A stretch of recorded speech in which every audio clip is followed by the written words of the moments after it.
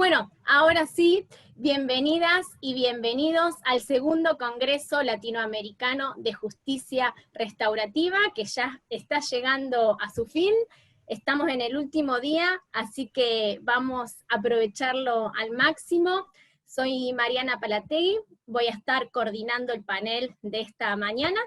Ante todo, quiero agradecerles a cada uno de ustedes que está participando a través de la plataforma de Zoom o vía Facebook de este congreso. Gracias por ser parte.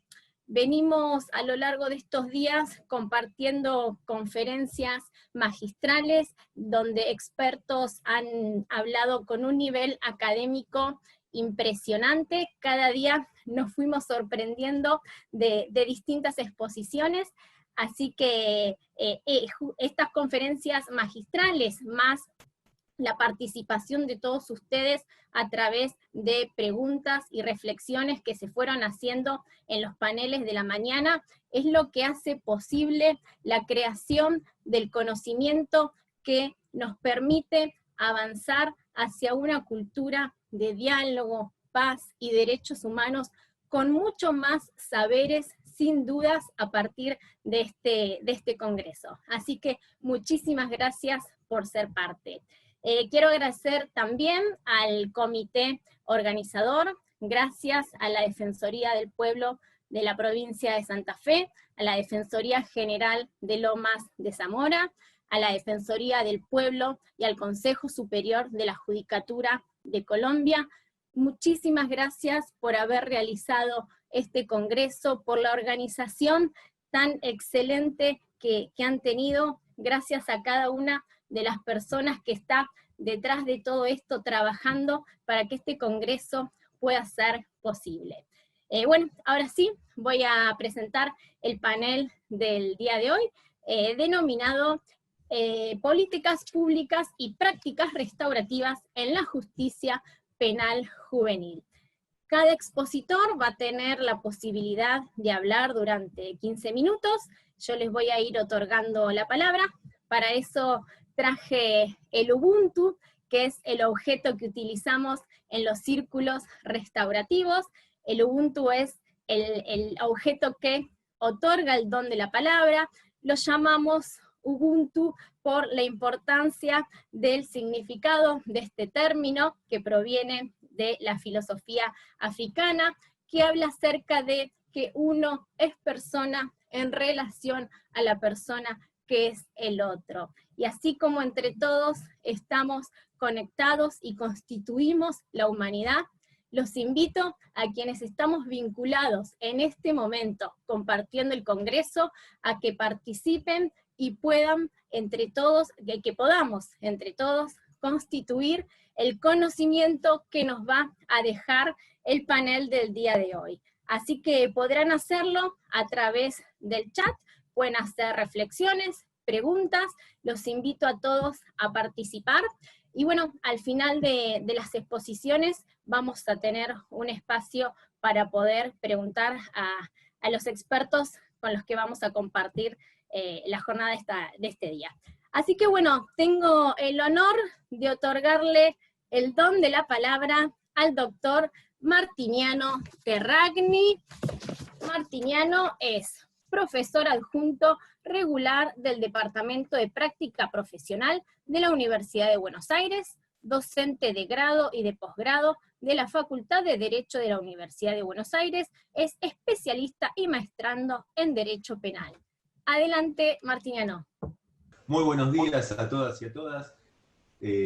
Por supuesto, comienzo con las palabras de agradecimiento al comité organizador, celebrando el esfuerzo en pos de lograr una cultura del paz y de diálogo, y trabajando fuertemente en procesos de justicia que se alejen de los mecanismos de justicia tradicional, especialmente en lo que tiene que ver con la justicia juvenil. Así que celebro el congreso, agradezco muchísimo la invitación, la participación, y tomo las de Mariana, que las hago propias también, en cuanto a cuánto debemos trabajar, avanzar y seguir consolidando, digamos. Mi presentación, dado haber visto muchas de las conferencias del Congreso y exposiciones, voy a tratar de ser un tanto distinto en este punto.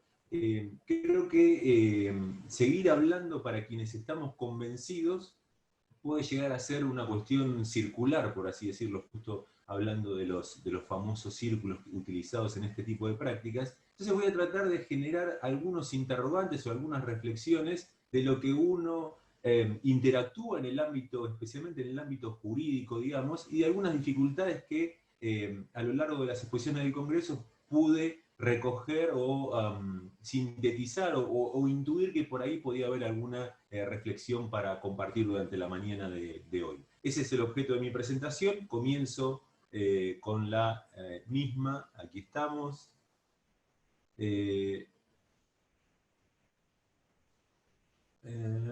Aquí estamos. Bueno, este era el título del...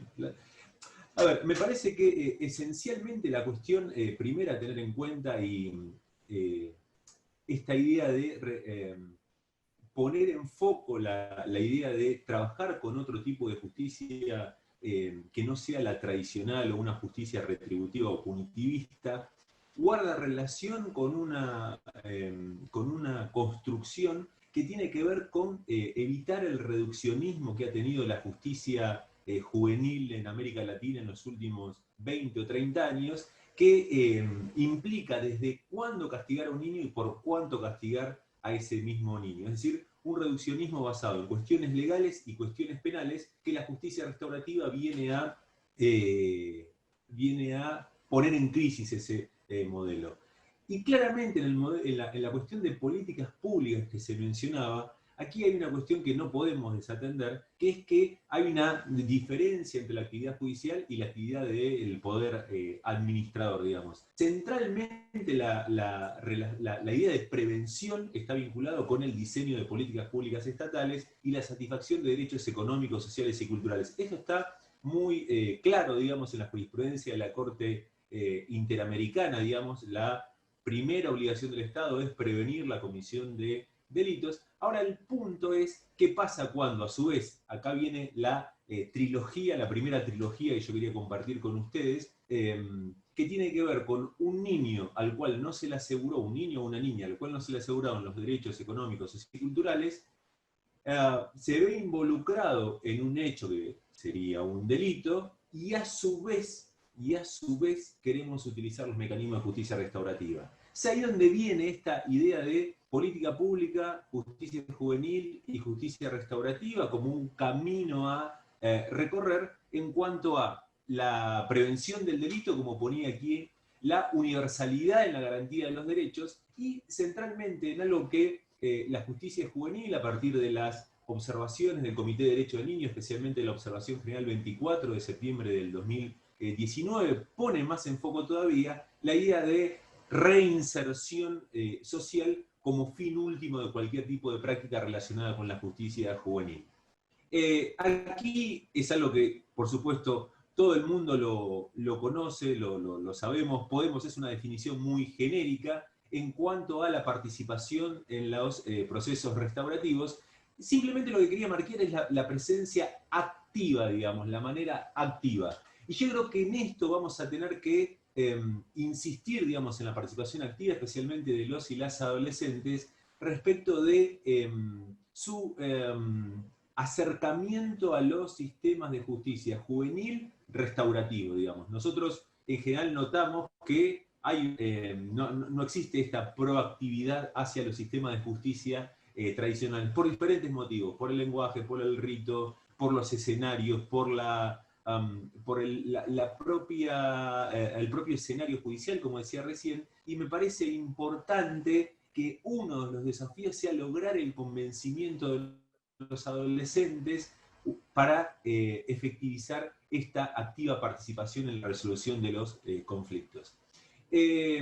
Aquí también traía algunas cuestiones propias del desarrollo del Congreso, que una de las cosas, aquí está claro, partes, puse todo muy sintéticamente algunas ideas, pero a los efectos de problematizar se me ocurría si hay alguna diferencia, que eso no lo pude advertir en el Congreso, si puede, digamos, doy un paso hacia atrás y digo lo siguiente. También es claro que debemos ponernos hacer una apuesta en común respecto de que en América Latina, bajo el concepto de justicia restaurativa, se utilizan múltiples formas de solución de conflicto. Algunas que tienen más preponderancia en las agencias judiciales y otras que tienen más preponderancia en las agencias comunitarias. Quizás una manera de avanzar, en cierto sentido, es lograr una mejor definición legislativa, sociológica, interdisciplinaria, acerca de lo que buscamos con un proceso restaurativo y cuál es la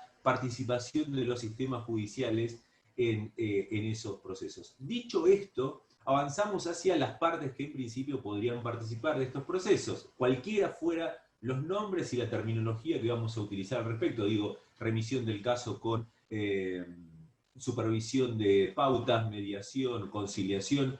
Insisto, sé que para algunos y algunas personas que estén compartiendo esta actividad, dicen, no, eso no es justicia restaurativa. Puedo entender conceptualmente, pero en la práctica de América Latina aparece, entiendo humildemente, una síntesis de estos conceptos bajo el paraguas de la justicia restaurativa. Ahora, como hablamos mucho y venimos trabajando mucho acerca de la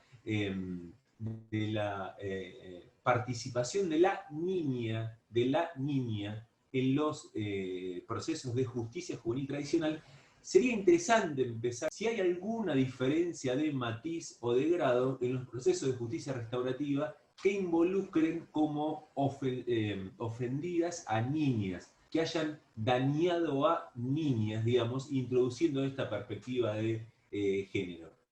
Otra de las cuestiones que también me parecía problematizar, reflexionar, es el nivel de importancia que el ofensor, en este caso ofensores adolescentes o también las adolescentes, le pueden dar a su participación a este tipo de procesos. Y ahí, por supuesto, en este de le importa la pregunta, me parece que está basada fuertemente o tiene su correlato en la intervención de los equipos interdisciplinarios, en el lenguaje, en la forma de comunicar lo que está ocurriendo, que también en esto, digamos, es un desafío que tiene el sistema de justicia juvenil tradicional. Las redes sociales, esto era una cuestión más tradicional, digamos, de ver las redes sociales, las redes comunitarias, las redes familiares, etc.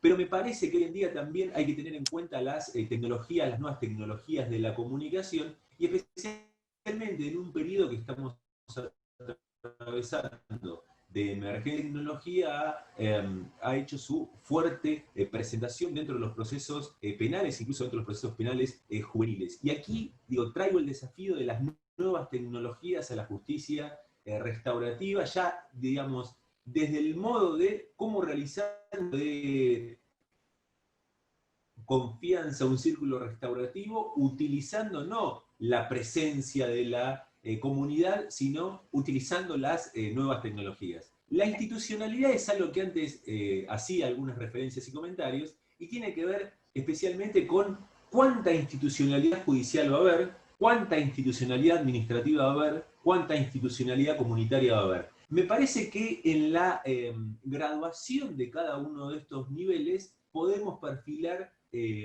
abordajes restaurativos diferentes. Y en esto también creo que la regulación que tiene Argentina, para quienes nos están escuchando en este primer panel, Argentina tiene un sistema legal respecto al resto de la región en cuanto posibilita la regulación estadual o local de alguna serie de instituciones procesales. Incorporar este tipo de definición acerca de las institucionalidades que van a intervenir en este tipo de situaciones. Y finalmente, la pregunta que es quizás una de las más inquietantes de esta filmina, que tiene que ver con la comunidad. Y realmente desde el punto de vista teórico y durante el Congreso se habla mucho de la comunidad, del fortalecimiento de la comunidad, de los valores, del diálogo, de la paz, pero también para los operadores diarios nos encontramos con que muchas veces los operadores de la gestión cotidiana y diaria, y seguramente habrá muchísimos y muchísimas operadores y operadoras escuchándonos, si hay comunidad hoy en día en la cual uno pueda efectivamente apoyarse para participar en procesos restaurativos. A veces tenemos dificultades para que cualquier tipo de referente adulto, como plantea la Observación General 24, participe de un acto procesal judicial. Entonces, la pregunta que subyace atrás de ese si hay comunidad es si esa refracción se debe al sistema de justicia tradicional, y por eso es la necesidad del cambio, o si efectivamente esa refracción a participación tiene que ver con que no hay interés y es difícil encontrar a alguien que pueda participar en nombre de la comunidad de estos procesos restaurativos. Adelanto un poco y aquí las complejidades en razón del tiempo para que podamos compartir luego e intercambiar. Alguna de las complejidades que pude ver, percibir durante el desarrollo del Congreso, como decía antes, la perspectiva de género.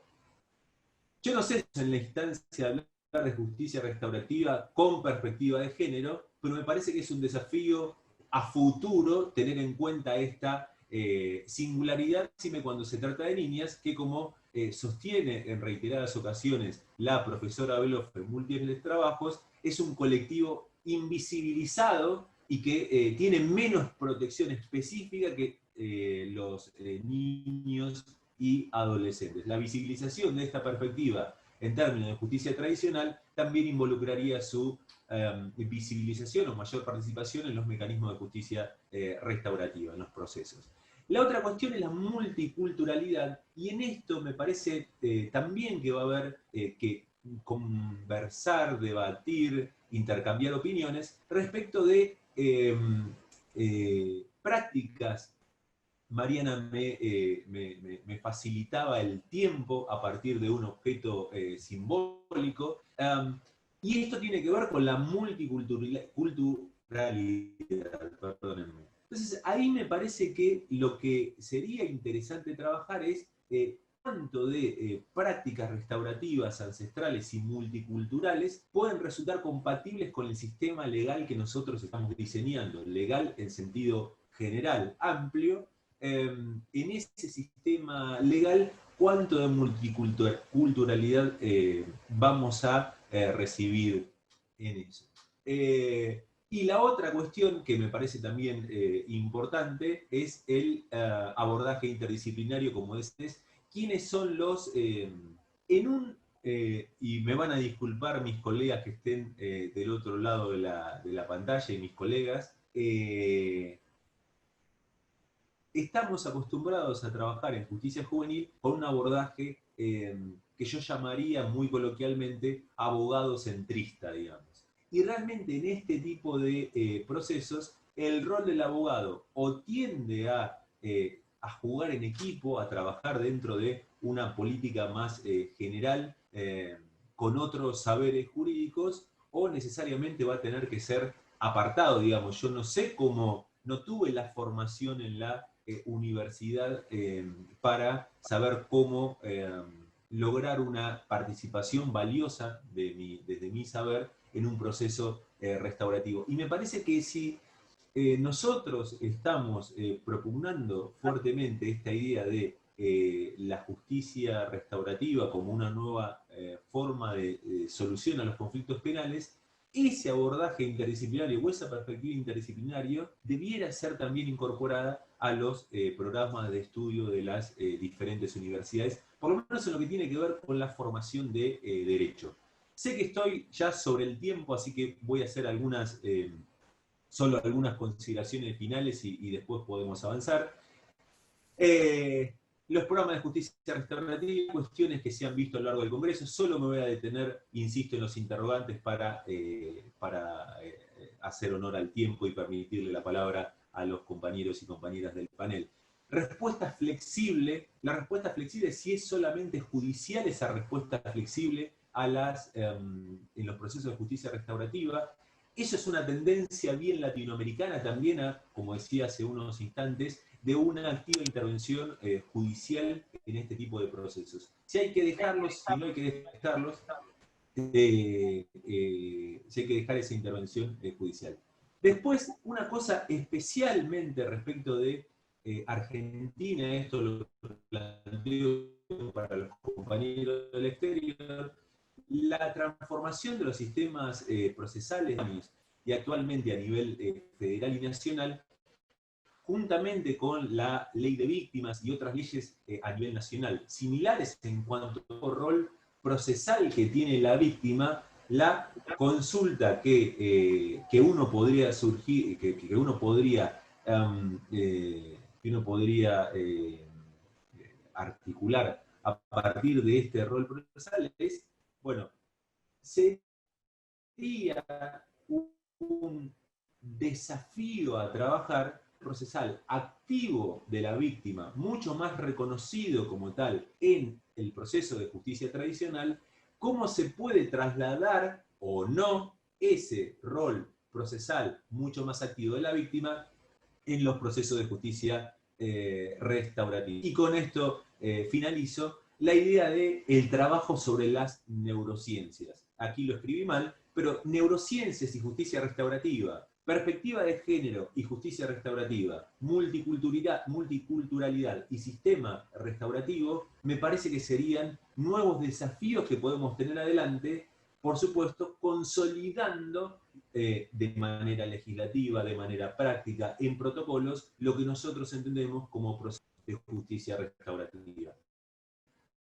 Muchísimas gracias por su atención.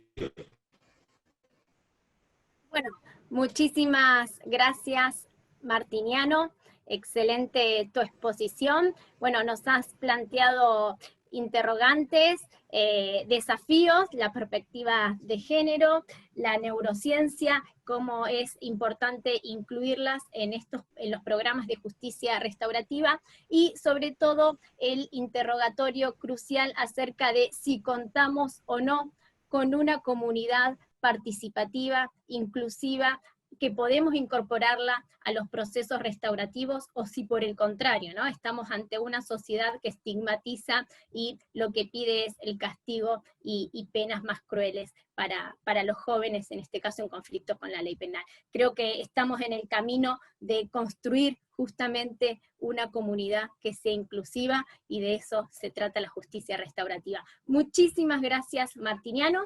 Vamos a pasar a Celia María Oliveira Pasos. Es doctora en Psicología Social, máster en Derecho y Sociología, máster en Estudios Avanzados en Mediación, cofundadora del Instituto de Soluciones Avanzadas, miembro del Foro Permanente sobre Mediación y Prácticas Restaurativas de Río de Janeiro. Adelante, Celia. Estoy refletiendo y quiero compartir la mirada de cómo pensar la justicia restaurativa, pero con una visión a lo largo del tiempo. A mí me parece que la justicia restaurativa tiene algunas 4 olas. La primera ola es una visión, una vista lineal, un repertorio más amplio de respuesta a los actos de daño. Estaba muy conectada con la mediación victimario y con los programas de reconciliación víctima-victimario. Después, su inicio fue en la justicia penal, pero estaba muy focalizada en resarcimiento a las víctimas, natural, porque venía de un proceso de movimiento de las víctimas por una mayor participación. La segunda ola es la sistémica.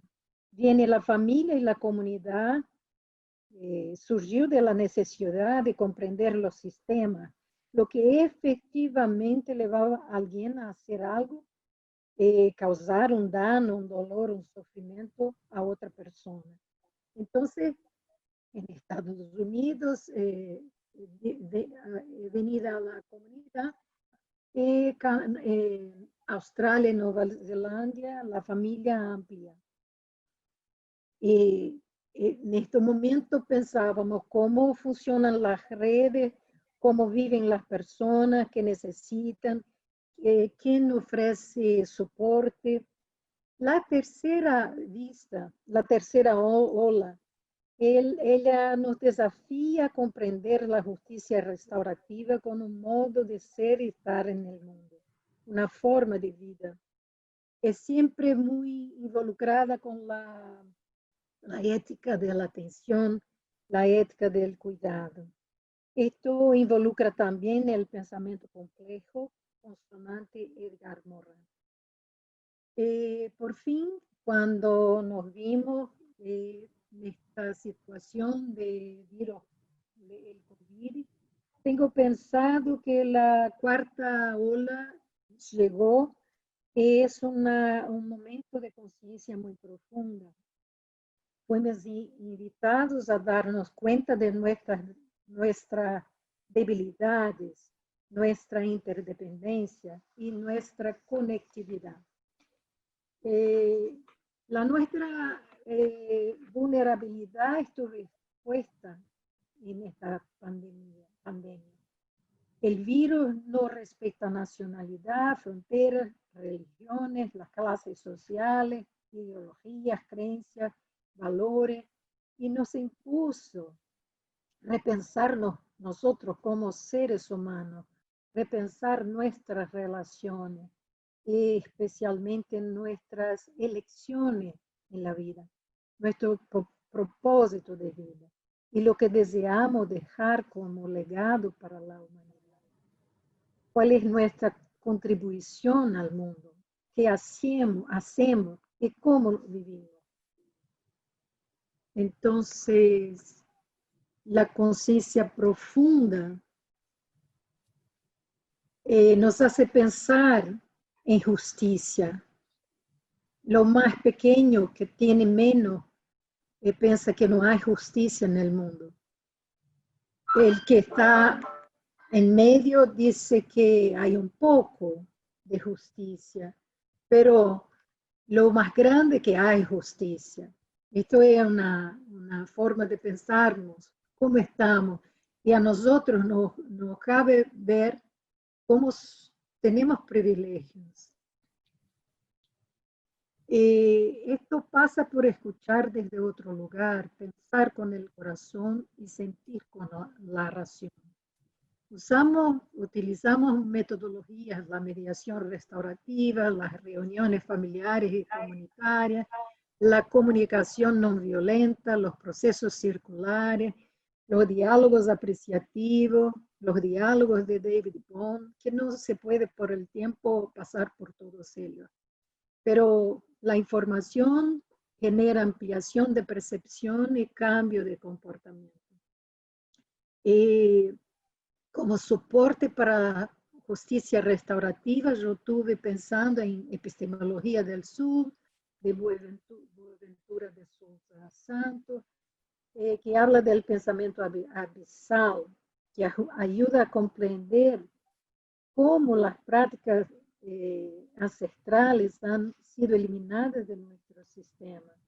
Para Boaventura existe una línea que divide el mundo en dos lados, caracterizados por la imposibilidad de una convivencia, por la jerarquía y por la ausencia de diálogo entre el norte y el sur global. Y como resistencia a este pensamiento abisal, Boaventura desarrolla las epistemologías del sur y propone un pensamiento post-abisal, activando la sociología de las ausencias y la sociología de las emergencias. Es abisal el pensamiento que promueve la ruptura, que cree que hay líneas divisorias entre lo central, lo hegemónico, y lo que existía antes, el sur global. Él cuestiona las epistemologías del norte. Desarrolla las epistemologías del sur, que se basea entre tres premisas. La primera, la comprensión del mundo, que es mucho más amplia que la comprensión occidental del mundo. La segunda es que la diversidad del mundo es infinita, al igual que las diferentes formas de pensar, sentir, pensar, sentir, actuar, establecer relaciones entre seres humanos y no humanos. Estos son infinitas las posibilidades. Entonces, si es inmensa la diversidad, hay un desperdicio de conocimiento frente al hegemónico. Y la tercera premisa de Boaventura es que es inmensa la diversidad antes mencionada que debe ser activada. Para esto tiene la sociología de las ausencias que reconoce que no están visibles, que fueran producidas como inexistentes, las emergencias que hace emergir estos conocimientos por las ecologías de conocimientos y la traducción intercultural. Entonces, también utilizamos los procesos circulares, que no me voy a detener porque estamos muy habituados a ellos. También la teoría actor-red, que desconstruye la fragmentación y oposiciones que los procesos hegemónicos lo hacen, los sujetos y objetos. En los círculos percibimos que el no humano, que es el objeto de la palabra, de fala, o bastón de fala, que nos hace falar, es un no humano actuando en articulación con los humanos. Como la teoría actor-red nos permite que las asociaciones de humanos y no humanos crean una horizontalidad entre las personas. Y los espacios blancos abren caminos para que los participantes identifiquen sus temas y lo que es importante para ellos y realmente lo que quieren extraer del círculo. Entonces, la contribución de la terapia de espacio blanco es valiosa porque aporta el espacio para los otros traer para el círculo que quieren y cuáles son las propuestas. Entonces, con este pensamiento, los círculos no están solo en el espacio de la justicia, del poder judicial, pero en todos los espacios, en escuelas, en ambiente comunitario, en todo. La justicia restaurativa también tiene apoyo de Paulo Freire, cuando nos trae el conocer, enseñar, enseñar y aprender donde se enseña. Tenemos muchas metodologías, no me voy a quedar acá, las más involucradas con conflictos, las menos involucradas con conflictos. En Brasil no hay una ley de justicia restaurativa, pero hay el proyecto que más, el programa que más me encanta en Brasil es de San Pablo, que es una invitación a reflexionar sobre la estructura de relaciones y las dimensiones personal, institucional y social. Son tres ejes que nos ayudan a actuar según los principios y valores de la justicia restaurativa, de la institucional. Entonces, es una escuela que todos están involucrados con las ideas, los principios y valores de la justicia restaurativa. Promover acciones y organizar fluxos sistematizados para la institución toda, pensar la justicia restaurativa. El eje relacional que cuida, que toma en consideración las relaciones horizontales basadas en el diálogo, con reglas claras, para que uno sepa lo que debe hacer, es la regla co-criada. El eje social, que es activación de red. A mí me parece que la justicia restaurativa no se sostiene en la red. Ningún servicio atende de forma completa. La red es lo que garantiza que todo corra bien. Hay normas, no hay una ley de restaurativa, pero hay una resolución del Consejo Nacional de Justicia y hay leyes que hablan de la asistencia al sistema de asistencia socioeducación y también el Estatuto del Niño y Adolescente. Paulo Freire nos trae una propuesta de humanización, una vocación que es nuestra de sermos más humanos.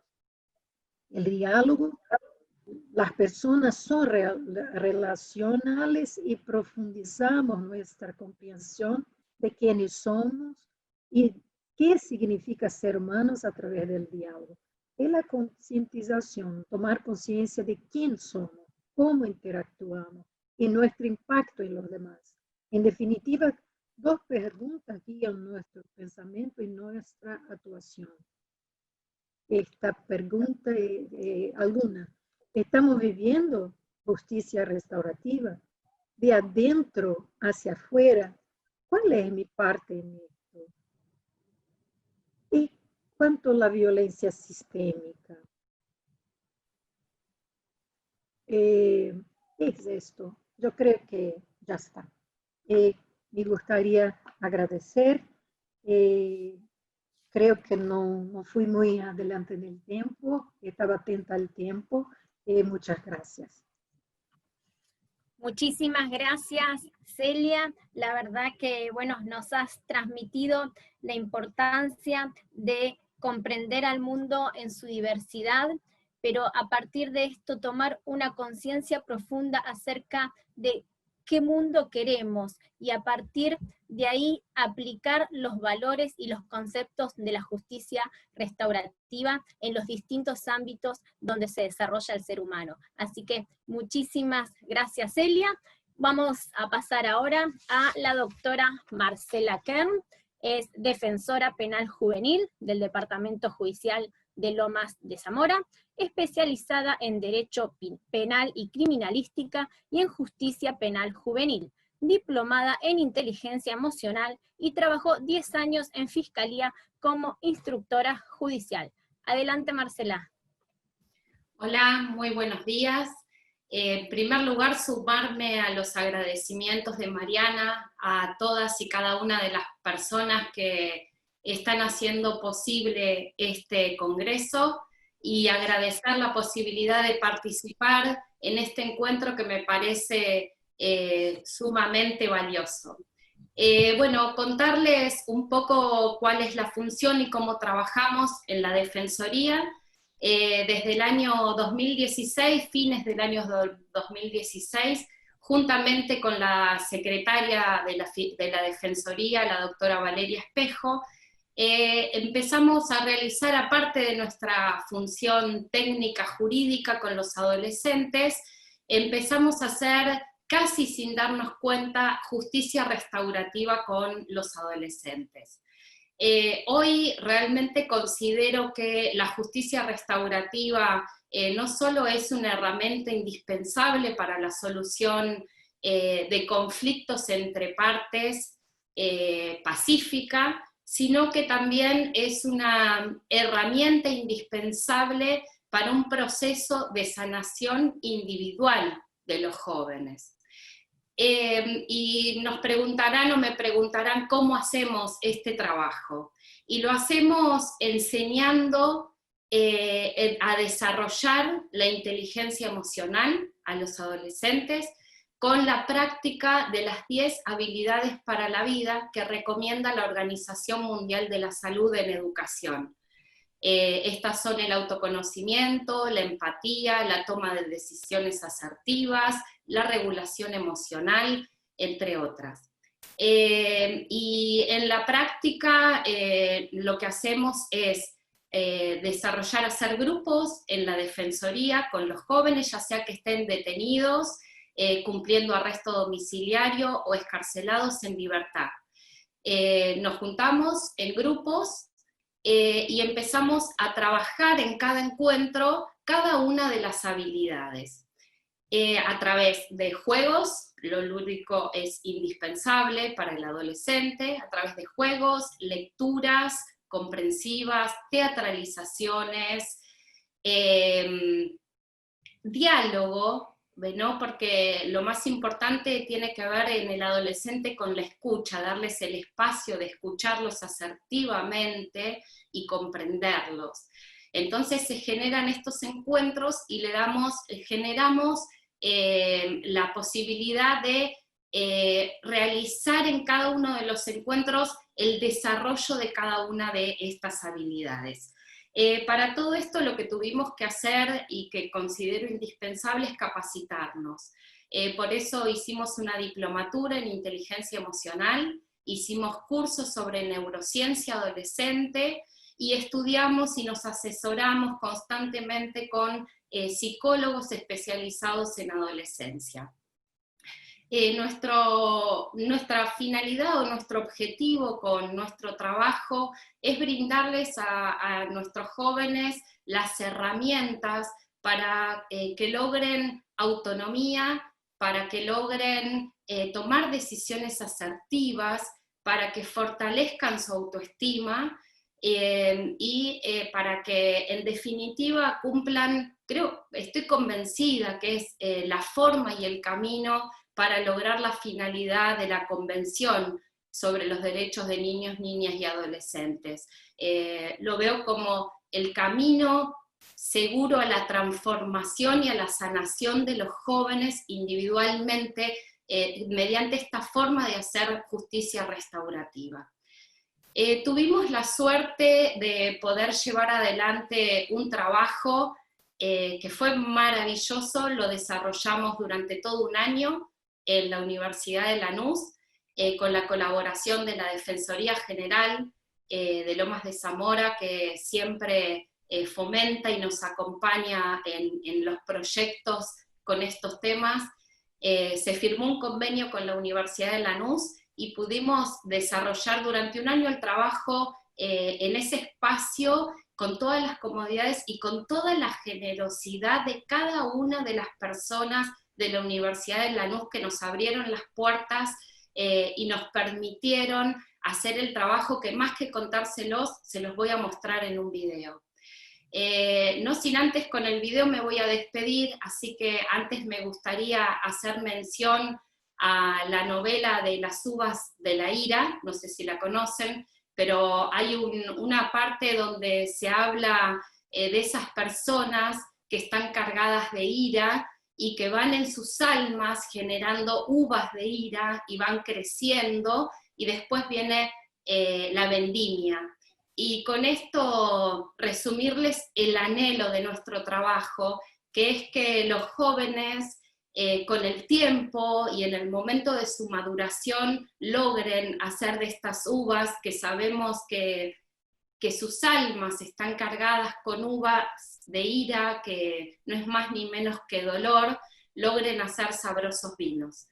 Así que bueno, les voy a compartir el video y me despido con esto.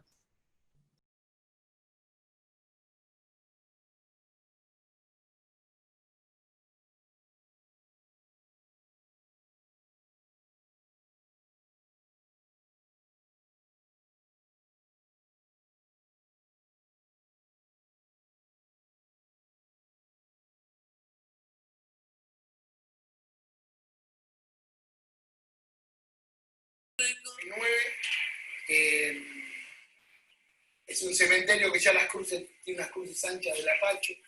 Todos los materiales fueron elegidos por la Comisión de Familiares que ha ido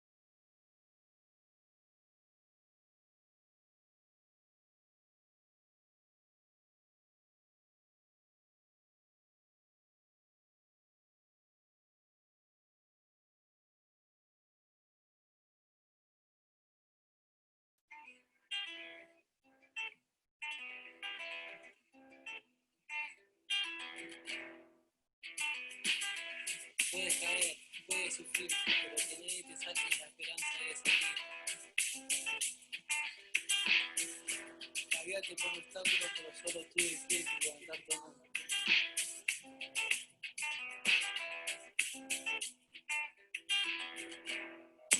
Mañana los pibes vamos a hacer plata. Siempre positivo con estilo y humildad el que trabaja. Escapando de la delincuencia, sin miedo a caer y que no agarre la policía en la ranchada de la esquina. En esta sociedad que nos discrimina, con la música tenemos una idea en la que podemos participar todos sin que haya pelea.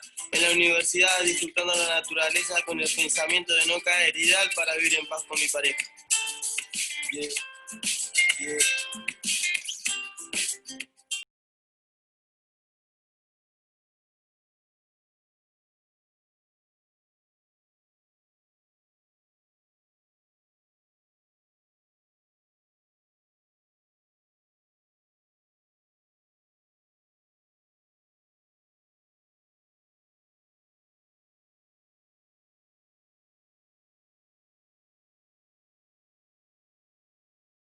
Las paredes también del tribunal y estar acá con ustedes, como dice la canción que me hicieron escuchar en este espacio verde, y viendo nuevos aires, nuevas ideas, gente que está peleando por sus derechos y que quiere otras alternativas. Es un orgullo para mí que me hayan invitado y ojalá no sea la primera vez.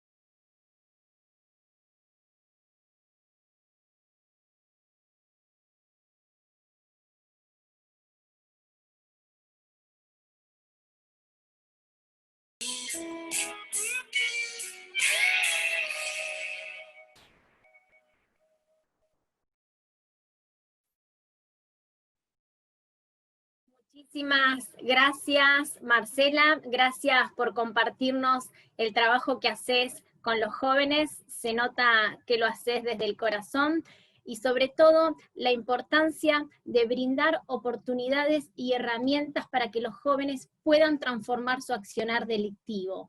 En el video se muestra claramente cuando a los jóvenes se les abren las puertas a posibilidades en distintos talleres o actividades, cómo participan, cómo valoran, y esos rostros y las sonrisas de verlos contentos participando todos juntos en actividades, es la muestra de que se puede salir del delito, de que hay que acompañarlos y sobre todo ayudarlos. No podemos exigirles un cambio de conducta si previamente no les brindamos herramientas para que puedan gestionar sus emociones, para que puedan adquirir habilidades socioeducativas, laborales. Así que muchísimas gracias, Marcela, por mostrarnos cómo lo haces y felicitaciones.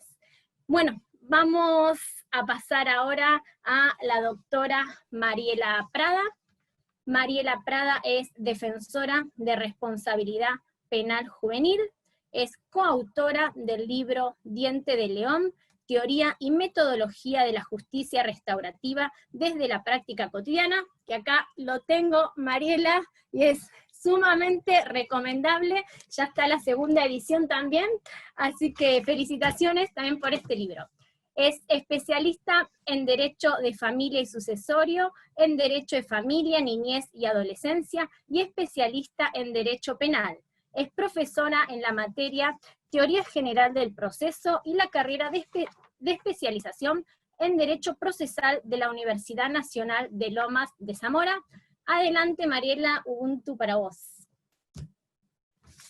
Muchas gracias, Mariana. Bueno, ante todo, agradecer al comité organizador, destacar particularmente el importante rol de 3 mujeres que nos ayudaron muchísimo en este congreso, la doctora Eleonora Áviles, la doctora María de los Ángeles Pesado y la doctora Mariana Palategui. Muchas gracias a estas 3 valiosas mujeres. Bien, voy a tratar de compartir pantalla. Hoy me toca hablar de las prácticas restaurativas, de las que siento orgullo porque reflejan el modelo de sociedad que anhelo para mi país y para América Latina. Sin embargo, antes de adentrarme en la narrativa de la experiencia, quiero significar el porqué de la importancia de estas prácticas restaurativas, que a decir de la doctora Marta Paillet, en el todo son pasos o pasitos, empero para quienes vivencian un acto disvalioso, las prácticas restaurativas son un antes y un después del delito, porque son dignidad, porque son aprendizaje, porque son satisfacción, son perdón y son pacificación social. Entonces, hablar de delito o de acto disvalioso, como a mí me gusta denominarlo, entiendo que pasa siempre o lo atraviesa siempre un común denominador que tiene que ver con las consecuencias traumáticas para todos los participantes del mismo. Y así, cuando escuchamos a parte de la sociedad en este reclamo constante, ¿no es cierto?, que ya se hizo un latente en nuestro devenir cotidiano, cuando esta sociedad dice que no hay justicia, el no justicia no significa que no se haya actuado jurídicamente. Entendamos que cuando la gente siente que no hay justicia, es porque la justicia tradicional no está dando justamente la respuesta que los hombres y las mujeres de hoy necesitan. Y entonces yo me pregunto, ¿por qué fracasamos si nosotros nos detenemos a pensar en un momento del porqué de este fracaso de la justicia al método tradicional? Una de las respuestas tiene que ver con que no podemos continuar pretendiendo subsanar con respuestas matemáticas una necesidad social. La satisfacción de la víctima resulta una utopía aplicando la justicia retributiva, porque no contemplan lo subjetivo del hecho, lo simbólico, somos seres sensibles. Y entonces poder explicar el dolor y por otro lado poder decir qué es lo que nos gratifica como víctimas y como victimarios resulta sanador. Pero también se fracasa cuando en un proceso de tinte retributivo como el que hoy tenemos en la justicia penal juvenil, pretendemos que como justicia el infractor, que es un joven, un niño, un adolescente, entienda que mediante este ritualismo riguroso, que esa figura que tiene enfrente representa la autoridad y el castigo.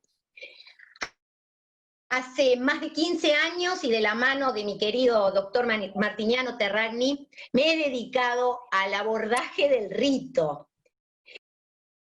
Y entonces he descubierto que difícilmente el joven aprecie en este rito de este proceso que en su simbología están contenidas las prácticas de derecho.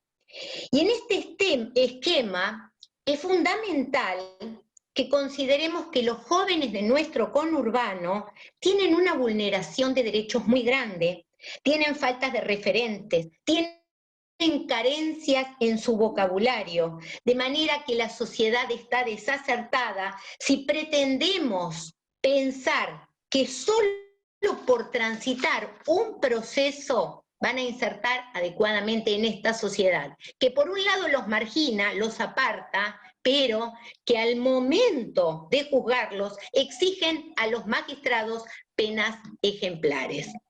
Desde la justicia restaurativa recorremos otro camino.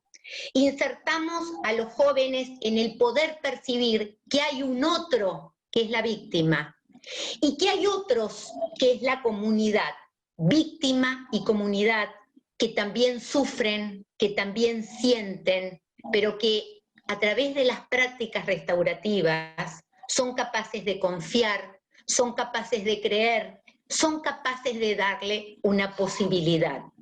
Porque la sanción sin el sentido de cambio interior no sirve, señores. Es solo una estadística. Y ojo, porque las estadísticas muchas veces tienen por objeto, por sentido, cercenar este tipo de prácticas, de buenas prácticas, convenciendo al otro en la ilusión que con penas más duras o con la baja de la edad de inimputabilidad garantizarán seguridad y menos delito. Lamentablemente, el accionar de estas prácticas resulta primordial tomarlo desde el lado legislativo, porque nuestra legislación ha conferido al Ministerio Público Fiscal la titularidad de la acción pública. Y por lo tanto, cada vez que se pide una práctica restaurativa, antes de que la víctima decida, es el Ministerio Público, el fiscal, quien entiende si la práctica se puede dar o si bien la deniega. Por lo tanto, tenemos que exigir que cada vez que un fiscal deniegue una práctica restaurativa, la funde su negativa, pero además tenemos que exigir que la víctima pueda expresar su sentir, su pensar, expresar justamente si quiere que esta práctica sea posible. Y para esto tenemos que educar a nuestra sociedad en qué es lo restaurativo y en qué consisten las prácticas. Volviendo al rito, entiendo que prácticas menos ortodoxas en nuestros jóvenes van a resultar más saludables. Tratemos de que sea un proceso con prácticas menos rígidas y más dialogadas.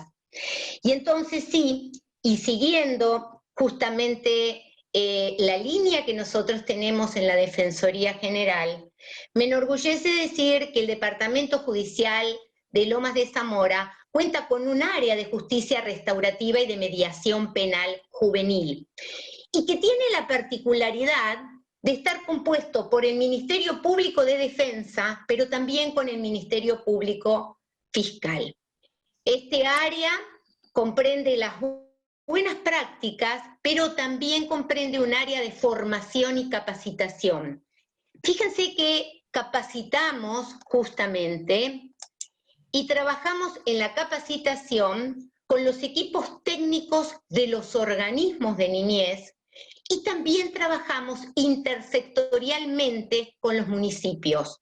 Capacitamos a los municipios en mediación, en habilidades para la vida, en prácticas restaurativas, y los municipios nos capacitan a nosotros y nos abordan desde esta contención para nuestros jóvenes. Bien, esto siempre en el marco de los lineamientos de nuestro procurador, porque no concebimos otra forma de dimensión restaurativa que el todo con todos. Y entonces sí, paso a la experiencia de Ricardo. Ricardo es un chico, uno más de todos los que tenemos, que cometió un delito contra la propiedad, un delito muy duro para nuestro país que pondera tanto, ¿no es cierto?, los bienes contra la propiedad. Un chico que ingresa a un sistema penal juvenil y por más que tengan el derecho a ser oído y el derecho a ser escuchados, como dije, es tan poco el vocabulario que tienen y es tan riguroso el rito que cuesta mucho que el chico sepa en dónde está y qué se quiere y se pretende de él. Así es que Ricardo, en la primera audiencia, se determina que por la peligrosidad del hecho debía ser alojado en un centro cerrado o centro de recepción. Y pongo la imagen para que ustedes puedan visualizar que cuando un joven se encuentra privado de la libertad ambulatoria, no solo disminuye la posibilidad de enriquecer el diálogo, ¿cómo imaginamos el diálogo en ese lugar, no es cierto? Sino que además el encierro genera situaciones de angustia, genera situaciones de aislamiento. Fundamentalmente, dificulta la posibilidad de posicionarse en el lugar del otro, dificulta la posibilidad de tener conductas altruistas. ¿Qué pretendemos como sociedad? Y fíjense que el que se encuentra en un lugar de encierro piensa que todo su entorno se desarrolla en este quehacer institucional y entonces se magnifican las situaciones que en otro ámbito serían irrelevantes o intrascendentes. ¿Y qué pasa? Se exacerba más la violencia. Después de 7 meses y 2 audiencias de revisión de medidas, Ricardo pudo acceder a un centro de contención, donde se pudo empezar a trabajar con una práctica restaurativa profunda, de la mano, en este caso, de una gran colaboradora nuestra dentro de los organismos, que es la licenciada Cecilia Marcone. ¿Qué proyectamos con él? Bueno, el fortalecimiento de la confianza, la escucha, el reconocimiento y el registro de su historia. ¿Quién es? ¿Quién es? ¿Cómo se reconoce? ¿Cómo se empodera? ¿Y por qué es bueno el centro de contención para el trabajo restaurativo? Porque resulta mucho más óptimo poner en marcha el dispositivo de trabajo, ya que se pone en juego el desafío de estar en el joven en la comunidad. En un abierto, el joven está en la comunidad y por lo tanto se puede evaluar en el día a día cómo se activa este enfoque en la dimensión restaurativa.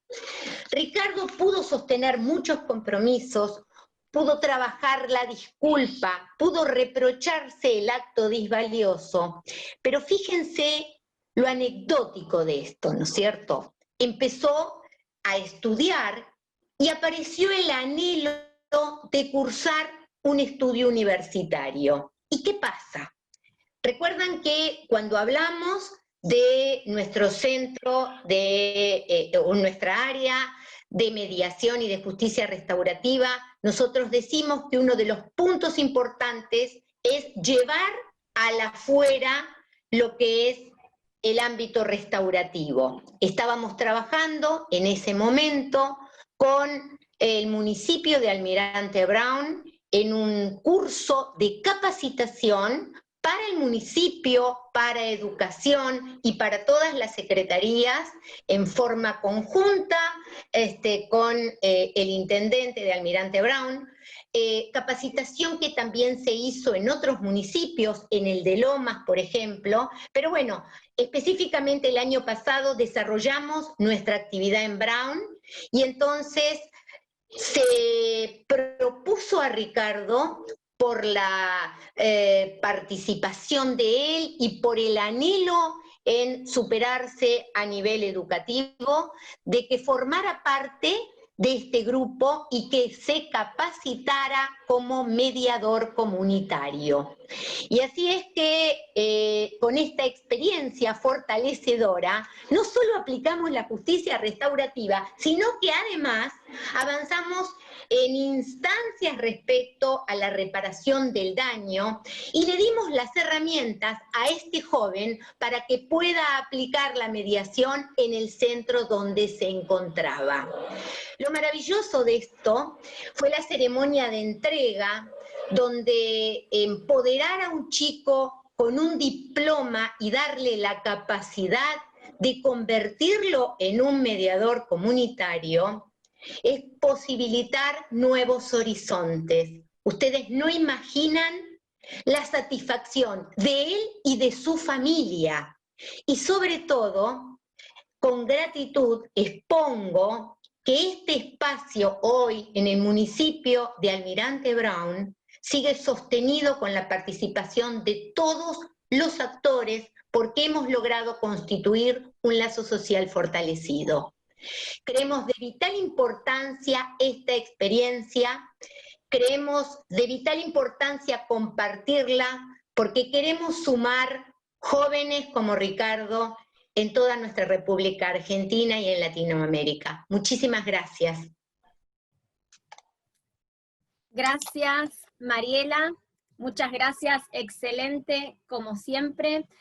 Bueno, Mariela nos ha hablado acerca de el fracaso del proceso penal tradicional y cómo la justicia restaurativa justamente es un camino para contrarrestar ese fracaso. Venimos a lo largo de estos días escuchando en las distintas conferencias la importancia de la comunicación social y de la difusión de los resultados exitosos y beneficiosos para cada persona, para cada joven de la justicia restaurativa. Y justamente Mariela es una gran docente y capacitadora que anda por la vida promoviendo la justicia restaurativa, haciendo capacitaciones territoriales. El doctor Bauché dice que, o nos llama, peregrinas de la justicia restaurativa, así que Mariela, felicitarte por esa vocación docente que tenés en el alma y porque llevas a multiplicar la justicia restaurativa y la mediación penal a cada lugar en el que estás. Así que, bueno, felicitarte, para mí es un orgullo poder trabajar con Mariela, con Marcela, impulsando la justicia restaurativa en nuestro departamento judicial. Gracias. Bueno, vamos a pasar ahora a Lácides Hernández, es presidente de la Confraternidad Carcelaria de Colombia, organización afiliada a Prison Fellowship International. Es teólogo, es máster en desarrollo gerencial y viene desarrollando hace más de 16 años encuentros restaurativos en cárceles y comunidades afectadas por el conflicto armado en Colombia. Adelante, Lácides. Muy buenos días para todos. Felicitar a todos mis compañeros que han presentado sus disertaciones. Excelente trabajo. Y por supuesto agradecerle a todo el equipo organizador de este segundo Congreso Latinoamericano sobre Justicia Restaurativa, un tema que realmente me apasiona. Agradecerle al Ministerio Público de la Provincia de Buenos Aires, a la Defensoría Colombiana, al Consejo Superior de la Judicatura y a la Defensoría del Pueblo de la Provincia de Santa Fe.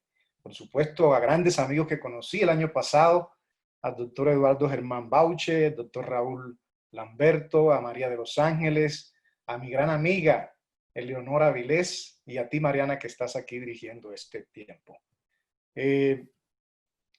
Se ha hecho un énfasis en este congreso sobre prácticas restaurativas enfocadas a los adolescentes y eso es de suma importancia, pero quisiera que pensáramos en la aplicación de la justicia restaurativa en un marco jurídico más amplio que no deje por fuera a ninguna de las partes involucradas en un conflicto.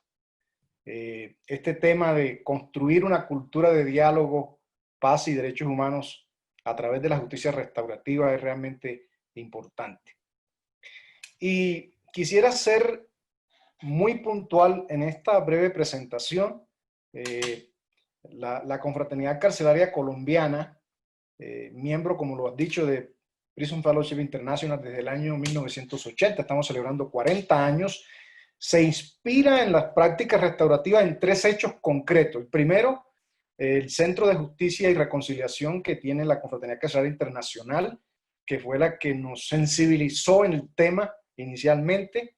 Segundo, gracias a ellos también, la celebración de un congreso internacional en el año 2003 en Medellín sobre este tema, donde participaron fiscales, jueces, y por supuesto eso dio origen luego a un proyecto de investigación conjunto, donde participó también la Universidad Pontificia Bolivariana. Y tercero, el nacimiento y desarrollo de un proceso hacia un marco jurídico para la justicia restaurativa, que como lo han visto en pantalla, eso es más o menos un resumen muy concreto de lo que ha ocurrido en el país en cuanto a la normatividad para la justicia restaurativa en Colombia. Y sin duda, esto fue fundamental para nosotros poder llevar a la práctica la justicia restaurativa en cárceles. Porque sin esto, pues, era muy difícil en un contexto como el que estamos. Ahora, disculpen que les muestre algunas imágenes un poco fuertes, pero ¿qué nos dicen estas imágenes? Sin duda nos hablan de una cultura macabra, de una cultura de violencia y muerte, una cultura, hemos sufrido en Colombia una cultura mafiosa, tramposa, criminal, corrupta, a la que los colombianos pareciera que nos hemos acostumbrado y que no termina, Continuamos experimentando el dolor que nos deja la violencia. Entonces, ¿cómo romper este ciclo de violencia y contribuir en la construcción de nuevos valores? En Colombia ha costado construir una cultura de diálogo, de paz y de respeto a los derechos humanos. De hecho, el pasado proceso de paz que se firmó dividió al país, lo polarizó, porque nos cuesta el diálogo. Ni siquiera la pandemia ha frenado esta violencia, porque hemos tenido tantas situaciones difíciles en estos días. La violencia ha sido cíclica, simplemente cambia de rostro. Y es en este contexto que nace la iniciativa en el año 2004 de implementar la justicia restaurativa en las cárceles del país. Son círculos restaurativos con participación de pequeños grupos de víctimas y ofensores en forma circular. A mí me impactó una frase que escuché una vez de un colega que me decía que si queríamos transformar la nación colombiana arraigada en tantas violencias, teníamos que hacer y practicar cosas que nunca antes habíamos hecho. Y eso a mí me motivó mucho a llevar a la práctica la justicia restaurativa en contextos difíciles, entendiendo que las cárceles son el reflejo de esta cultura violenta. Entonces, como lo has dicho, Mariana, desde hace 16 años, nosotros organizamos círculos restaurativos dentro de las cárceles, creando espacios para el diálogo, ayudando a encontrar a las víctimas de todas estas violencias con sus perpetradores.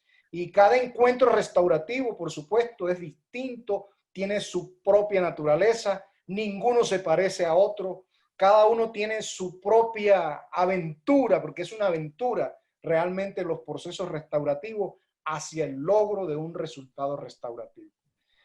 Yo estoy convencido que la justicia restaurativa, arraigada, como algunos expositores anteriores lo han dicho, en la justicia bíblica, en las propuestas de los reformadores del siglo XVI, en las comunidades menonitas, como ocurrió en Canadá, y en esa cultura judeocristiana, es sin duda alguna una poderosa herramienta que ayuda a romper los círculos del crimen y a construir mediante el encuentro, mediante el diálogo con el otro, una cultura de paz que transforme a nuestras sociedades.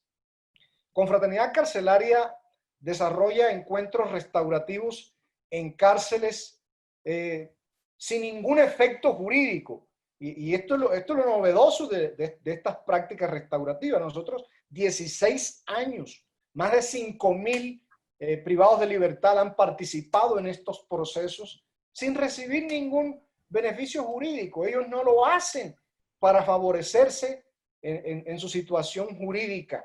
La justicia restaurativa de alguna manera ha frenado el crimen dentro de las cárceles, porque es que las cárceles son escuelas del crimen.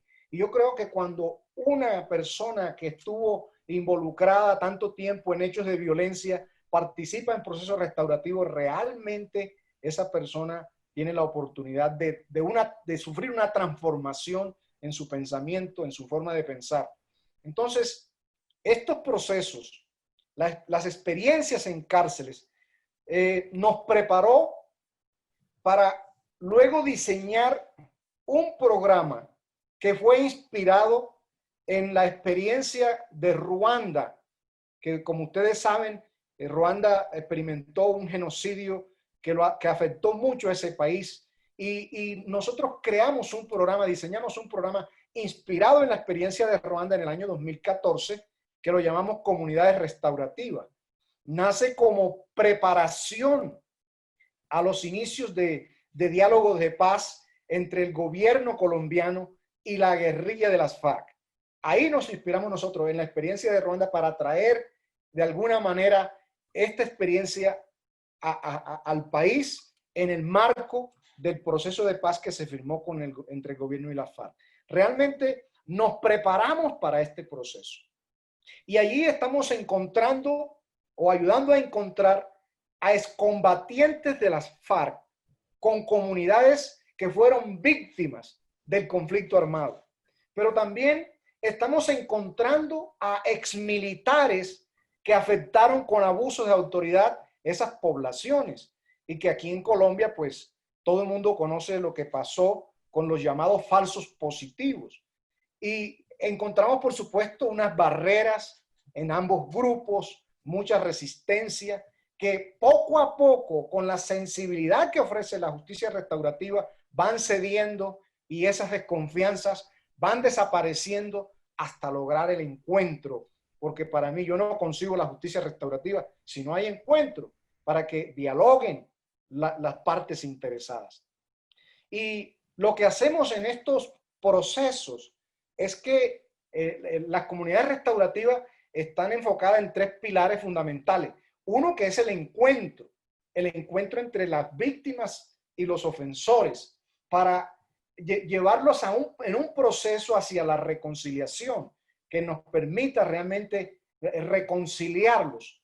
El segundo elemento es un elemento de reparación que lo pensamos y lo diseñamos como una reparación simbólica, porque es que donde hay tantos daños, donde es difícil identificar quién afectó a quién, ¿cierto? Donde la guerra, la violencia ha sido de tantos años, pues es muy difícil reparar de manera directa, pero sí hemos encontrado personas que se han atrevido a contar sus historias y a reconocer los daños que han hecho. Entonces lo que hacemos en ese segundo elemento es la reparación simbólica, que lo hacemos por supuesto a través de obras, que ustedes van a ver ahora algunas imágenes también, como la construcción de escuelas. Hemos construido escuelas, hemos reparado escuelas que estaban deterioradas en esas zonas rurales, hemos construido vías, placas, huellas que llaman aquí en Colombia, hemos ayudado a construir iglesias que fueron afectadas también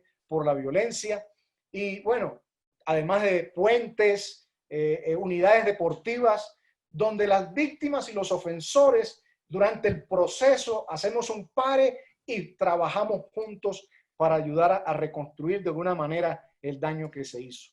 Entonces, estas reparaciones simbólicas como escuelas, parques, iglesias, puentes, etcétera, esto gracias a la justicia restaurativa que permite encontrarnos, que permite que dialoguemos y por supuesto nos permite trabajar y también comer juntos, que es uno de los ingredientes que tiene nuestros programas de las comunidades restaurativas.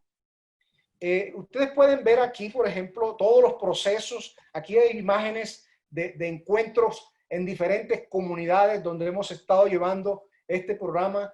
Realmente ha sido un impacto social en esas comunidades. Pueden ver el antes y después. En esta iglesia, por ejemplo, uno de los grupos guerrilleros la habitó y la dejó prácticamente destruida. Y cuando nosotros consultamos a la comunidad, ¿qué quería la comunidad que le repararan? Pues su lugar de encuentro, que era el templo. Y ustedes pueden ver el antes y después, trabajando juntos, reconstruyendo juntos. Y creo que ayudando en este tema tan importante que tiene este Congreso, como es esa cultura de diálogo.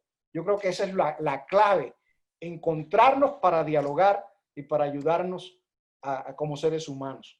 Estas imágenes que ustedes ven también corresponden a lo que son las casas de memoria, donde tienen las fotografías de personas que desaparecieron, personas que fueron asesinadas. Entonces, es un proceso que realmente vale la pena. Y este es como nosotros lo llamamos, una gotita de agua del río en medio del mar.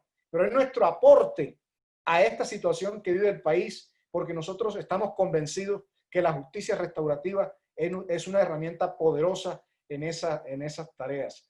Aquí tenemos, por ejemplo, estas imágenes que nos muestran lo que hemos hecho, el antes y después de estos procesos restaurativos.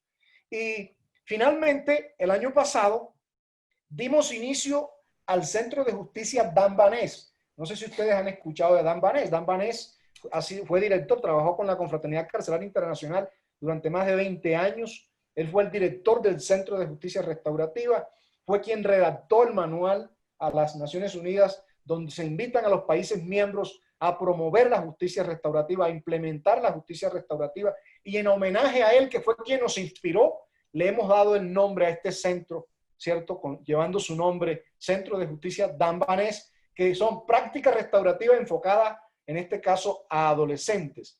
Está enfocado a acompañar a jóvenes en conflicto con la ley, y ha sido una experiencia que nos motiva mucho, porque estamos en proceso de firmar un convenio con la Fiscalía de Menores para extender este centro hacia otras ciudades del país. Aguardamos con esperanza que la justicia restaurativa pueda posesionarse, deje de ser mirada como una justicia en favor de la impunidad, grosso error, y que ella contribuya a incluirnos a todos en la construcción de un movimiento de transformación a través de una cultura de diálogo, una cultura de paz y respeto por los derechos humanos. Creo que he sido respetuoso con el tiempo y agradezco, reitero mi agradecimiento por la invitación que me han hecho. Les invito para que vengan y conozcan nuestras experiencias, porque yo creo que esta es la gran familia de la justicia restaurativa en América Latina. Muchísimas gracias. Muchísimas gracias, Lacidez, gracias por la invitación. Bueno, creo que este movimiento transformador que vos anhelás se ve claramente en las imágenes que mostrás, cómo a partir de tanta violencia se encontró en la justicia restaurativa un camino para alcanzar tanto la reparación de víctimas y de la comunidad, como también para alcanzar un proceso de paz entre el gobierno y la FARC. Así que anhelamos, sí, también que este movimiento transformador siga adelante y que, bueno, la paz llegue a Colombia y a todos los estados latinoamericanos. Muchísimas, muchísimas gracias. Bien, vamos a seguir con Mónica Contreras Cabrera. Es psicopedagoga en la Universidad de Barcelona, magíster universitario en mediación de conflictos, posgraduada en coaching sistémico y lleva más de 10 años interviniendo en conflictos comunitarios, familiares y en ámbitos educativos, implementando sistemas colaborativos en Barcelona. ¿Me ven? Ahí está. Fue integrante de la Unidad de Coordinación y Estudios del Ministerio de Justicia de Chile y actualmente es coordinadora nacional de la Unidad de Mediación de la Superintendencia de Educación de Chile. Adelante, Mónica. Hola, buenos días a todos y también agradecer al comité organizador, especialmente a María Ángeles Pesado y el doctor Germán Baute, y a ti, Mariana, y también al resto de colegas. Mi participación quería ir enfocada en relación a la pregunta que tú planteaste de cómo incluir la comunidad en la justicia restaurativa. En ese sentido, voy a hablar desde la experiencia en mi participación durante 2 años en el proyecto piloto de mediación penal juvenil del Ministerio de Justicia y Derechos Humanos de Chile, que está retroalimentando la reforma que se está realizando de la Ley de Responsabilidad Penal Adolescente, que por primera vez en la legislación chilena introduce la justicia restaurativa. Y por otra parte, también en relación a mi actual cargo en la Superintendencia de Educación, donde se ha podido avanzar. En primera instancia, este organismo nació con un aspecto muy fiscalizador y punitivo, se ha introducido la mediación. Posteriormente hemos podido avanzar durante estos 2 últimos años en la gestión colaborativa de conflictos, pero nos falta el siguiente paso, que es en el que estamos poniendo la energía en introducir la justicia restaurativa en las comunidades educativas. Bien. Por un lado, en mi presentación me querría referir a la comunidad en sentido micro, que son las relaciones que establecemos, las relaciones significativas que establecimos, y por otra parte la comunidad en sentido macro, que son los diferentes sistemas que nos rodean a nosotros y por tanto rodean a la justicia restaurativa. En primera instancia, he considerado que el sistema judicial es una comunidad a la que hemos tenido que acercarnos. Concretamente, la experiencia que yo tuve en Chile nos fue muy útil establecer convenios explícitos desde un modelo colaborativo con todos los actores estratégicos del sistema judicial, fiscales, defensores, porque de esta forma se impregnaban en el programa y en los valores de la justicia restaurativa y nos alimentaban y retroalimentaban el proyecto, porque al fin y al cabo son los actores fundamentales que te supone que puedas tener casos o no los puedas tener. Eso por un lado nos sirvió este modelo colaborativo con ellos, pero por otra parte para incluirlos, integrarlos, establecer capacitaciones y sensibilizaciones de forma periódica, podía ser en mesas de trabajo, reuniones sobre desarrollo de casos, que fue lo que más nos sirvió, porque de alguna manera ellos podían ver los mismos casos que nos habían derivado, podían ver cómo se transformaban las personas que tenían catalogada como víctimas y como ofensores, se convertían en otra cosa distinta, y eso fue muy útil para que empezaran a poder ver, porque una cosa es explicarle lo que consiste en la justicia restaurativa, pero otra cosa es verla encarnada en las personas que ellos habían conocido y habían hablado. Por otra parte, tener en cuenta que el tema de vigilarnos o estar muy cerca de la comunidad que he considerado como el sistema judicial tiene ciertos peligros, porque una excesiva institucionalización supone que muchas veces finalmente nos podamos convertir en aquello que entramos para poder cambiar. Muchas veces ponernos en el traje finalmente nos convierte. La justicia restaurativa llegó en sus inicios a cambiar el sistema judicial, pero el peligro de acercarse mucho es poder convertirte en lo que tú, en ciertos valores que tú estás en contra. Entonces, por esa parte hay un dilema, porque la institucionalización supone muchas veces la consolidación de los proyectos, pero por otra parte es necesario incluir otro tipo de comunidades, las comunidades civiles, es decir, desde organizaciones que dan apoyo a las víctimas y ofensores, también las comunidades escolares, y trabajar con otros sistemas y comunidades que complementen el exceso o neutralicen el exceso de neutralización de proyectos de justicia restaurativa. Bien, eso por un lado, hablando de los ciertos sistemas o comunidades que están alrededor de nuestros proyectos o prácticas restaurativas. Por otra parte, quería hablar en relación a los procesos o modelos de intervención. tenemos los modelos de intervención que son modelos más privados, menos públicos, como son la mediación penal juvenil, y por otra parte tendríamos los modelos de conferencias y círculos que tienen un aspecto más social y más amplio. La idea sería poder combinarlos, porque la investigación dice que las tendencias futuras en intervención van a ser planteamientos híbridos. Y en ese sentido, nosotros comenzamos con mediación penal juvenil, que digamos es la práctica más conocida en Chile, ya que lo que más se conoce de mediación es la mediación familiar. Entonces, les iba a sonar muy extraño si empezábamos con otras metodologías como conferencias, círculos, y se empezó por mediación, que en realidad es la forma de práctica restaurativa más extendida en justicia juvenil, pero la idea en un futuro tiene que ser poder incorporar otro tipo de metodologías que incorporen a la comunidad de forma explícita. Por otra parte, también es importante el modelo de intervención que se utilice para ofrecer un servicio de calidad. Si quieres también difundir y de esta forma incluir a las comunidades, tiene que ser un modelo de calidad.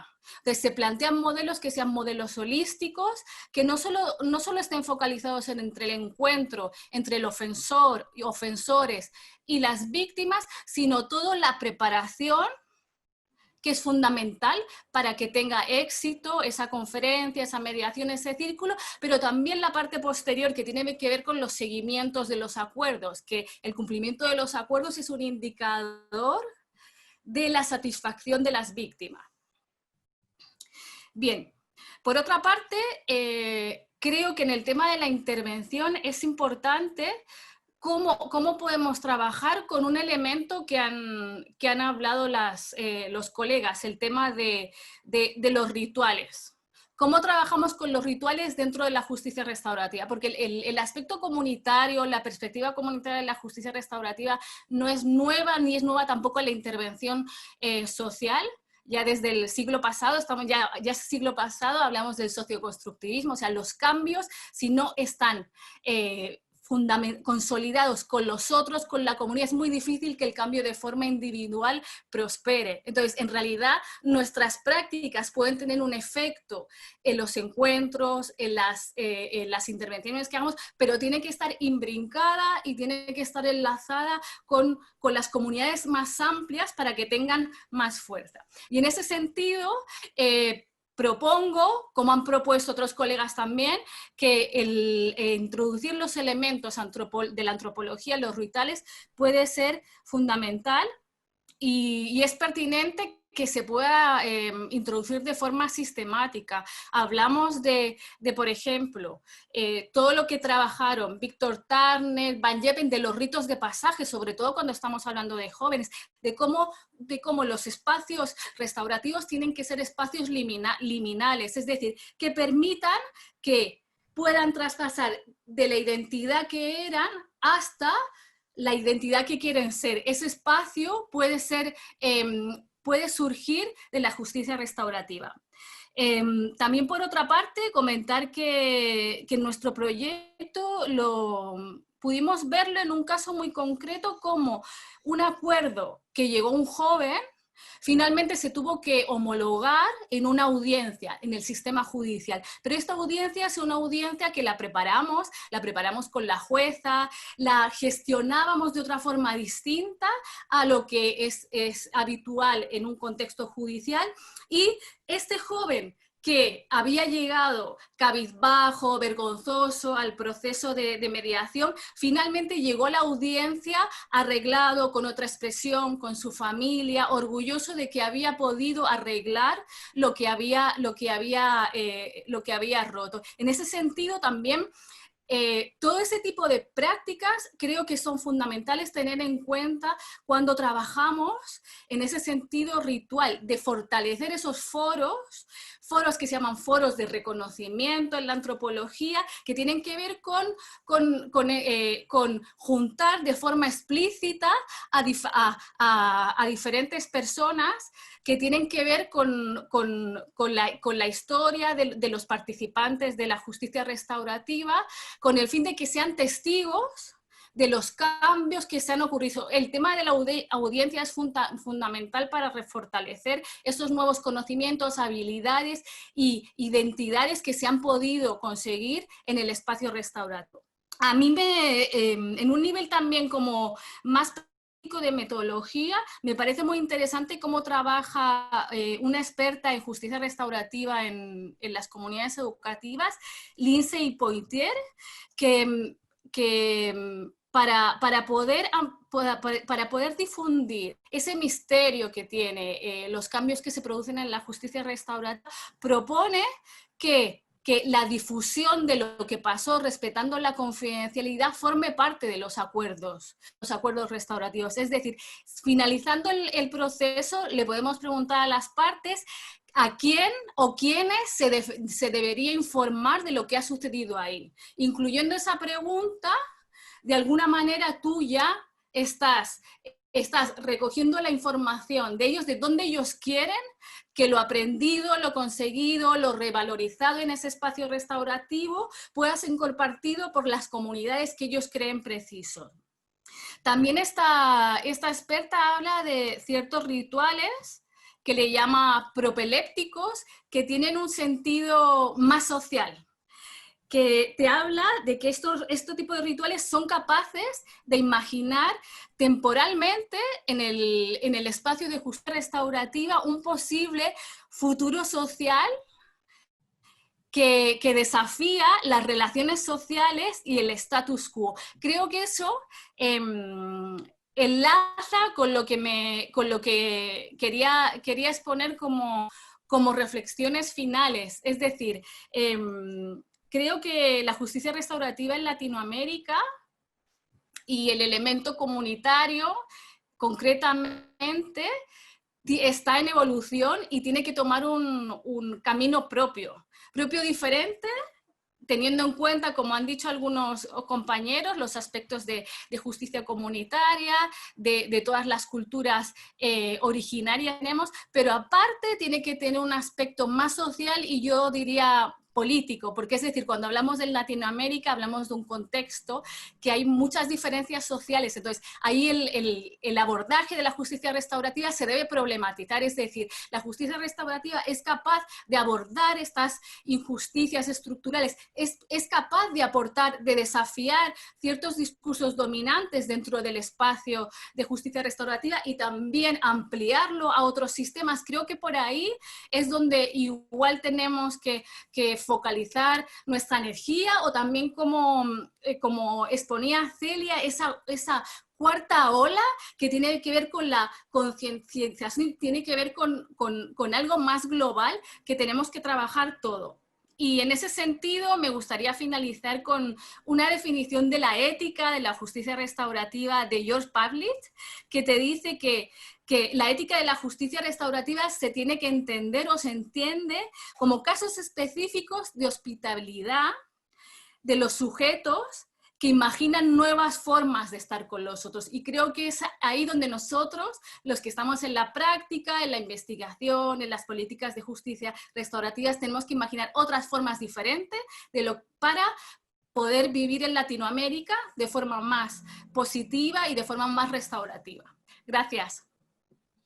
Muchísimas gracias, Mónica. La verdad que nos has vertido infinidad de conceptos y de metodologías, de rituales significativos para la justicia restaurativa, y también nos has contado cuáles fueron los desafíos para la implementación de la justicia restaurativa en la justicia penal juvenil y en ámbitos educativos en Chile. Me alegro de que esos desafíos hayan sido sorteados y que hoy por hoy se estén realizando tantos métodos diferentes de prácticas restaurativas.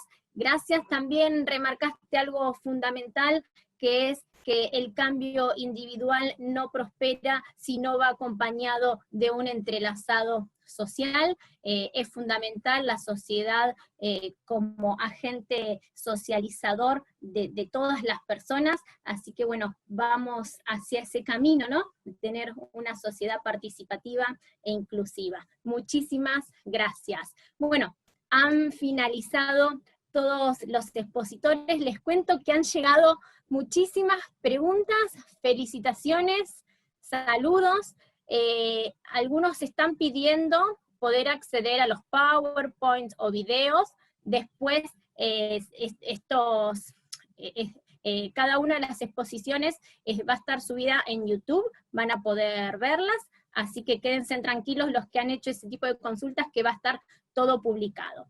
Bueno, vamos a ver si nos da el tiempo para contestar algunas preguntas. A ver, ¿qué políticas públicas considera necesarias para lograr una comunidad que desee participar de manera inclusiva en el proceso socioeducativo de los jóvenes?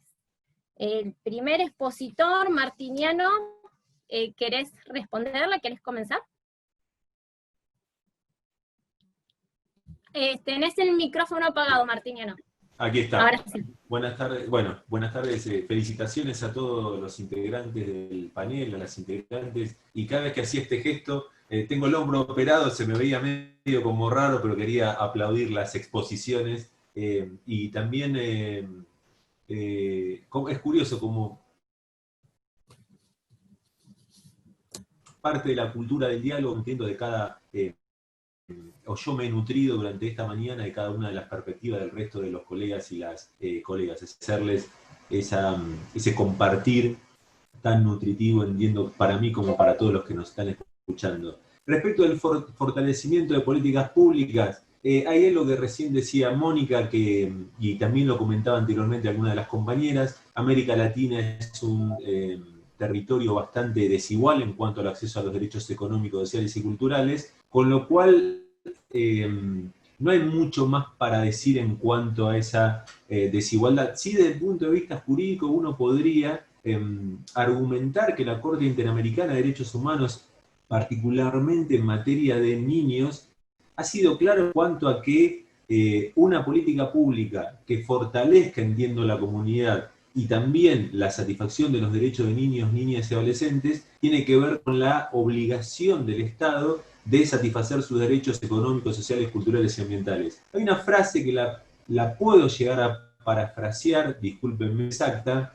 pero que es muy simbólica, digamos, en cuanto a esto. No puedo construir comunidad si tengo niños y niñas, como decían algunas de las compañeras, sin un uso del lenguaje, sin...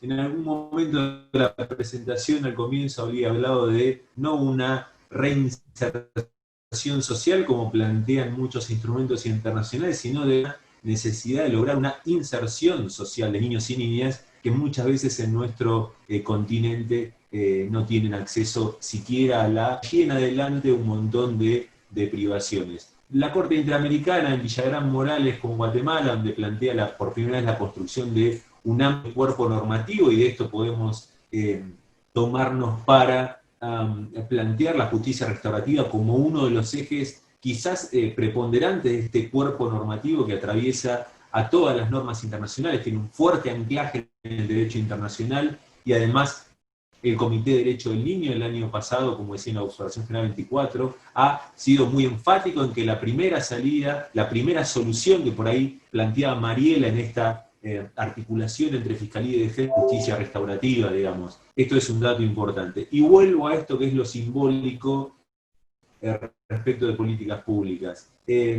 La Corte Interamericana ha dicho en muchos años que los niños tienen derecho a vivir vidas dignas de ser vividas. No hay manera de lograr esto sin la satisfacción de los derechos económicos, sociales, culturales y ambientales. Y ese sería el diseño de una política pública que fortalezca los lazos comunitarios. Excelente, Martiniano, muy clara tu respuesta. Bueno, esperemos entonces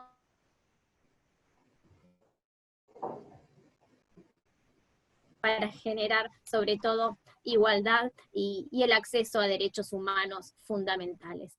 Bueno, se nos está terminando el tiempo, pido disculpas a la cantidad de preguntas que han quedado sin responder, pero bueno, nada, se nos termina el tiempo.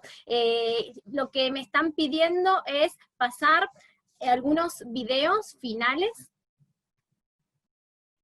¿sí? A ver, el comité organizador.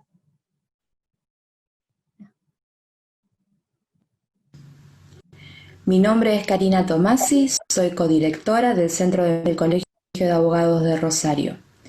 Celebramos y agradecemos profundamente a los organizadores por este Congreso de Justicia Restaurativa y a los profesionales intervinientes, porque realmente consideramos que la justicia restaurativa y las prácticas restaurativas son una forma distinta y Buenas tardes para todos, les habla Fernando Díaz desde Colombia y quiero invitarlos muy especialmente a que participen de manera activa en el segundo Congreso Latinoamericano de Justicia Restaurativa que se llevará a cabo de manera virtual. Es una muy buena oportunidad para todos aquellos que están interesados en poder debatir y ayudar a construir una forma de resolver conflictos de una manera pacífica y poder generar en toda Latinoamérica una cultura de resolución de conflictos bajo la perspectiva de la paz. Es una muy buena oportunidad, espero verlos a todos allí con ánimo y con carácter dispositivo para que todo salga bien y podamos hacer un buen ejercicio académico. Muchísimas gracias. Hola, ¿qué tal? Les habla Leonel Groisman desde Montevideo, Uruguay, para darles la bienvenida al Congreso Americano de Justicia Restaurativa. Esta vez será de modalidad online, lo que nos va a permitir contar con destacados intelectuales de nuestra América. Este congreso nos va a permitir intercambiar experiencias, saberes, conocimientos y algunos que otros tips para avanzar en este tema apasionante que realmente tiene cautivado al público mediador. Un saludo para todos y espero verlos pronto.